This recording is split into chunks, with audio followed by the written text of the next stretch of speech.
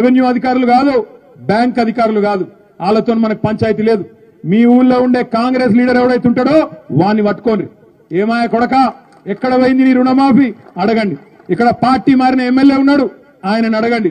ఏం చూసిపోయినావు, ఎందుకు పోయినావు, ఏం తీసుకొని పోయినావు, నువ్వు రుణమాఫీ చేయి చేసినాక మాట్లాడని చెప్పి ఎమ్మెల్యేని అడగండి.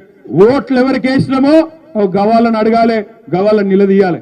అంతేగాని అధికారుల చుట్టూ తిరుగుండ్రి, వీళ్ళ కాడికి ఓన్రి, వాళ్ళ కాడికి ఓన్రి, మనకేం ఖర్చు వాళ్ళ కాడికి పోయేది.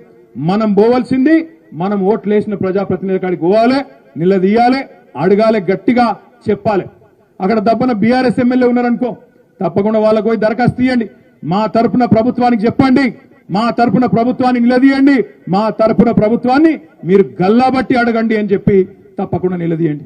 నేను మీ అందరితో ప్రార్థించేది ఒకటే, ఇయాలడిది మొదటి అడుగు మాత్రమే.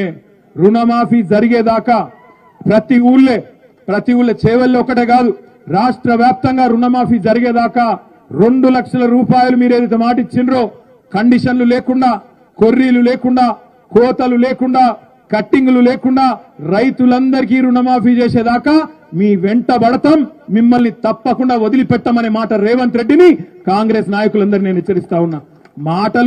మాటలు చెప్పినంత అలక కాదు ప్రభుత్వం నడుపుడు అంటే.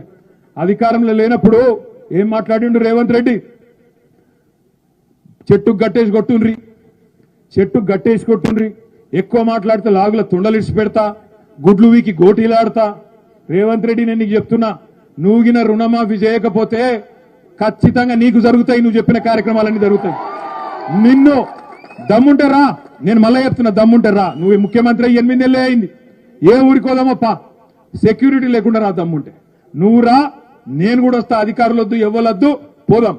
ఏ ఊళ్ళోనైనా రైతులు నువ్వు బాగా చేస్తున్నావు, బాగా నడుపుతున్నావు, అన్ని చేస్తున్నావు, టైంకు విత్తనాలు ఇస్తున్నావు, టైంకు యూరియా వస్తున్నది, మద్దతు ధర వస్తున్నది, బోనస్ వస్తున్నది, మాకు నువ్వు చెప్పిన రుణమాఫీ అయ్యింది, రైతు బంధు పడుతున్నది అని ఏ ఒక్క ఊర్లోనన్నా చెప్పరా?